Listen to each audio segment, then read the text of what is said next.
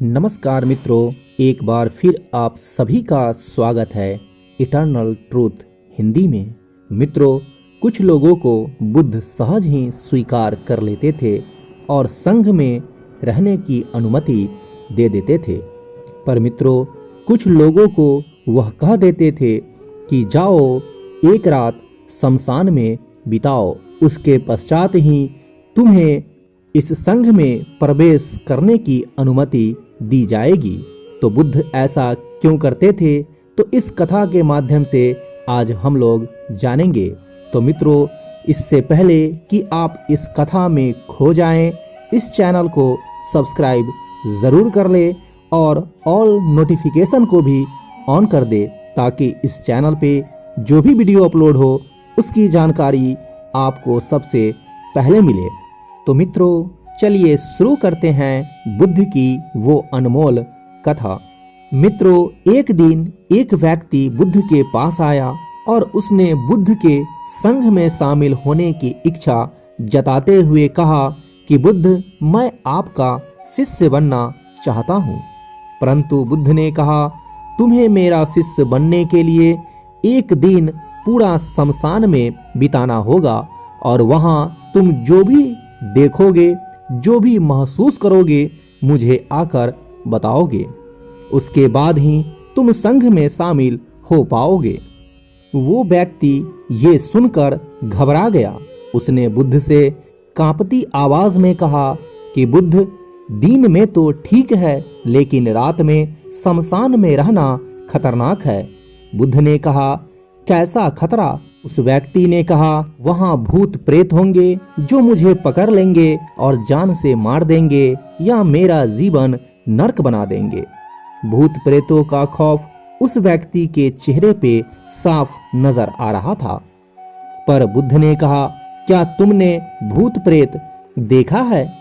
उस व्यक्ति ने कहा, नहीं, पर मैंने सुना बहुत है और कुछ ऐसे लोगों को जरूर देखा है जिनमें भूत आ जाते हैं और उन्हें परेशान करते हैं और अजीब अजीब हरकतें करते हैं। इस पर बुद्ध ने कहा, फिर तो अब तुम्हारे पास ये सुनहरा अवसर है ये जानने के लिए कि क्या वाकई भूत प्रेत होते हैं या नहीं। तुम एक रात शमशान में व्यतीत करो। वहां अगर तुम्हें कुछ ऐसा लगे कि वो भूत है तो देखना कि वो कैसा दिखता है, और यदि ऐसा कुछ न हुआ तो तुम यह जान पाओगे कि भूत प्रेत जैसी कोई चीज नहीं होती है। इस तरह पूरी रात तुम जो भी अनुभव कर पाओगे वो सुबह मुझे आकर अवश्य बताना। बुद्ध की बातों से वो व्यक्ति जिज्ञासु हो गया और बोला, ठीक है बुद्ध, मैं एक पूरा दिन और रात शमशान में गुजारूंगा। बुद्ध ने कहा, ठीक है, अभी तुम स्नान कर लो और आश्रम में जाकर भोजन करके आराम करो। कल सूर्य की पहली किरण के साथ ही शमशान पहुंच जाना। व्यक्ति के जाने के बाद बुद्ध ने अपने 4 शिष्यों से कहा कि वह व्यक्ति कल शमशान जाएगा, तुम उसके पीछे जाना और उस पर नजर रखना। पर ध्यान रहे, उसे भनक भी न लगे कि कोई उस पर नजर रख रहा है। अगले दिन सुबह होते ही वह व्यक्ति शमशान पहुंच गया। बौद्ध भिक्षु भी उस व्यक्ति का पीछा करते हुए एक जगह छुपकर उस व्यक्ति पर नजर रखने लगा। जब तक दिन था तब तक वह व्यक्ति शमशान में इधर उधर घूमता रहा। उसे खास वैसी कुछ भी अनुभव नहीं हुआ, लेकिन जैसे जैसे सूर्यास्त के साथ अंधेरा घनाता जा रहा था, उस व्यक्ति की धड़कनें बढ़ती जा रही थी।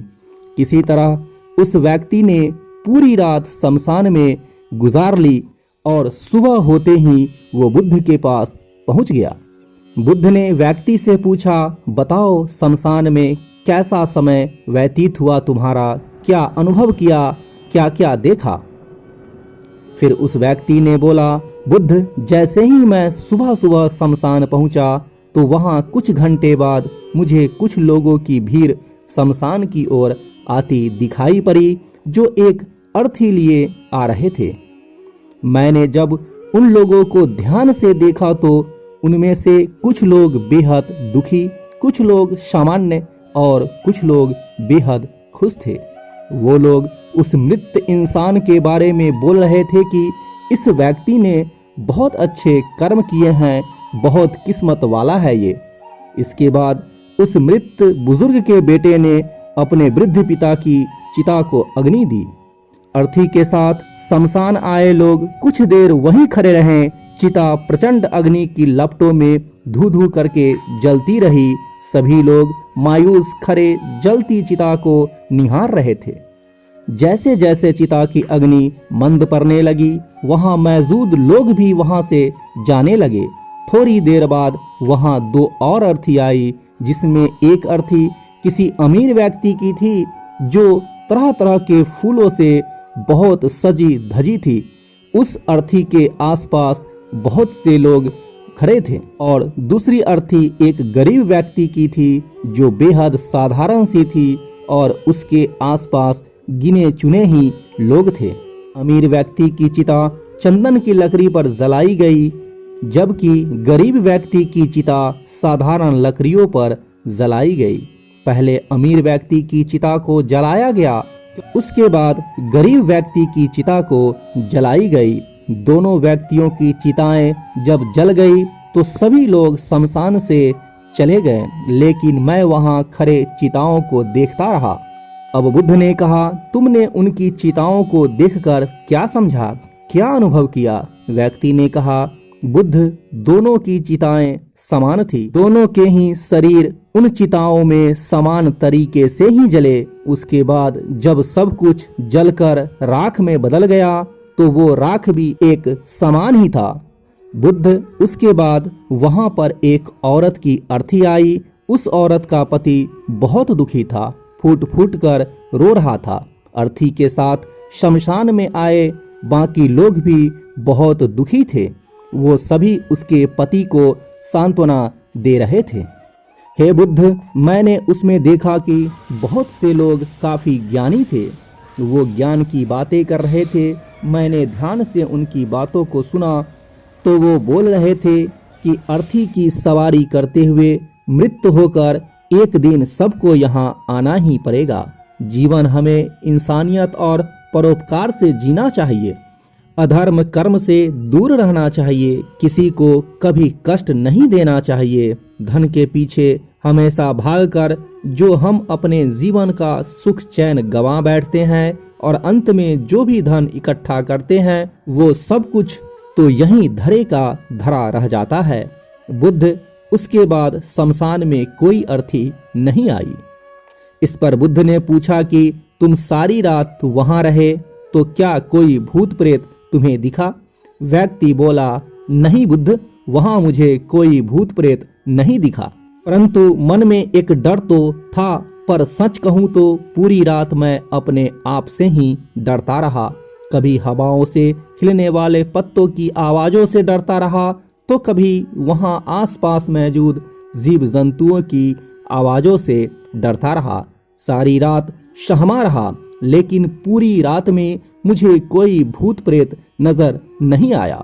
बुद्ध ने उस व्यक्ति से कहा, ठीक है, अब तुम जाओ और आश्रम में आराम करो। कल फिर तुम्हें पूरा एक दिन और रात शमशान में बिताना पड़ेगा।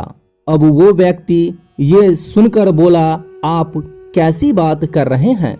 आपके ही कहने पर आज पूरा दिन और पूरी रात मैं शमशान में पड़ा रहा। वो समय मैंने कैसे काटा है मैं ही जानता हूँ। अब मैं दोबारा वहाँ नहीं जाऊंगा।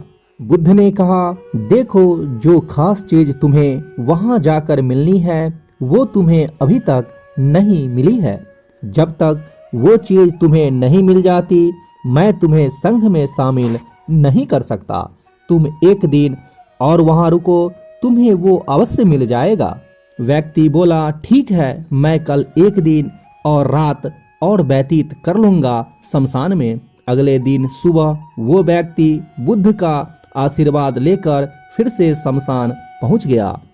एक पूरा दिन और रात बिताकर वो व्यक्ति अगली सुबह ही बुद्ध के पास पहुंचा, लेकिन इस बार उस व्यक्ति के चेहरे पर एक अलग ही तेज था, एक अलग ही खुशी झलक रही थी, मानो उसे वो चीज मिल गई हो। लेकिन बुद्ध ने उसके मुंह से सुनना चाहते थे, इसलिए बुद्ध ने एक ही सवाल पूछा कि क्या तुम्हें वो चीज मिल गई? व्यक्ति बोला, हाँ बुद्ध, मुझे वो मिल गई। बुद्ध ने पूछा कि बताओ तुम्हें वहां क्या मिला? व्यक्ति ने कहा, बुद्ध, मैंने जीवन का अर्थ समझ लिया है। मैंने वहां देखा कि कुछ लोग शाम को मुझे अर्थी पर लेकर आ रहे हैं। मुझे 4 लोगों ने अपने कंधों पर उठा रखा है। मेरे पीछे कुछ 15 से 20 लोग रोते बिलखते चल रहे हैं। मेरे पिता अर्थी के आगे आगे चल रहे हैं और कुछ लोग मेरे ऊपर फूल फेंक रहे हैं। मेरे सभी रिश्तेदार बहुत दुखी हैं। भीड़ में मौजूद कुछ लोग तो सिर्फ दुखी होने का नाटक कर रहे हैं। कुछ लोग मेरे पिता को सांत्वना भी दे रहे थे। तभी कुछ देर बाद मेरी अर्थी को जमीन पर रख दिया गया और मेरे शरीर को उठाकर चिता पर लिटा दिया गया। मैं ये सब दृश्य अर्थी पर लेटे लेटे देख रहा था। मैंने उस अर्थी से उठना चाहा, परंतु उठ न सका। मैं सांस लेना चाहता था, पर सांस नहीं ले पा रहा था। मैं पूरी तरह से असमर्थ और विकलांग की तरह था, क्योंकि मेरे अंदर सांस नहीं थी। मैं अपने पिता को गले लगाना चाहता था, परंतु मैं उठ नहीं सकता था। मैं भाई को गले लगाकर ये कहना चाहता था कि तुम अपना और माता पिता का ध्यान रखना। घर व परिवार की जिम्मेदारी अब तुम्हारे ऊपर है। इसे बखूबी निभाना, इससे मेरी आत्मा को शांति मिलेगी। कुछ समय बाद मेरा मुंह कपड़े से ढक दिया गया और शरीर के ऊपर कई लकड़ियां रख दी गई। मुझे अब कुछ भी दिखाई नहीं दे रहा था। फिर उसके बाद मुझे अत्यंत गर्मी महसूस हुई। मुझे एहसास हुआ कि मुझे अब जलाया जा रहा है। धीरे धीरे लकड़ियों के साथ साथ मेरा पूरा शरीर जलने लगा। मैं उठ नहीं पा रहा था। अग्नि प्रचंड रूप ले चुका था और धीरे धीरे मैं भी उस अग्नि में पूरी तरह खो गया। पूरी रात मैं खुद को ऐसा ही जलता देखता रहा। मैंने देखा कि अंतिम रूप में मैं एक राख बन चुका हूँ। उस पूरी रात ना तो मैं डरा, न ही मुझे डर का एहसास हुआ। जब आंखें खुली तो एक तीव्र रोशनी मेरे आंखों पर पड़ी। मैंने देखा कि ये तो मैं हूँ, वो भी शरीर के साथ। मुझे बहुत खुशी का अनुभव हुआ। उसके बाद मेरे मन से न जाने कितने ही भ्रम समाप्त हो गए और मैं आपके पास आ गया। बुद्ध मुस्कुराए और बोले कि तुम अब संघ में शामिल हो सकते हो, क्योंकि तुमने अब ज्ञान रूपी उस जीव को प्राप्त कर लिया है जिसमें शरीर को भूलकर स्वयं को जानने की इच्छा होती है। इसी ज्ञान की प्राप्ति के लिए मैंने तुम्हें शमशान में भेजा था, जहां अंततः तुमने ये जाना कि शरीर नश्वर है। शमशान आने वाला हर व्यक्ति यह समझ रहा होता है, पर शमशान से वापस जाते ही वो सब भूलकर पुनः उसी गलत क्रियाओं में लग जाता है, जैसे झूठ बोलना, लूट खसोट करना, अधर्म, लालच, लालसा, बुराई, क्रोध, अपशब्द, अहंकार, ईर्ष्या इत्यादि नाना प्रकार की बुरी भावनाओं से बुरे कर्मों को अंजाम देते हैं। किंतु अब तुम्हारे अंदर ज्ञान का वो बीज अंकुरित हो चुका है जिसमें हम जीवन को तब तक नहीं समझ सकते जब तक मृत्यु को निकट से देखा व समझा न जाए।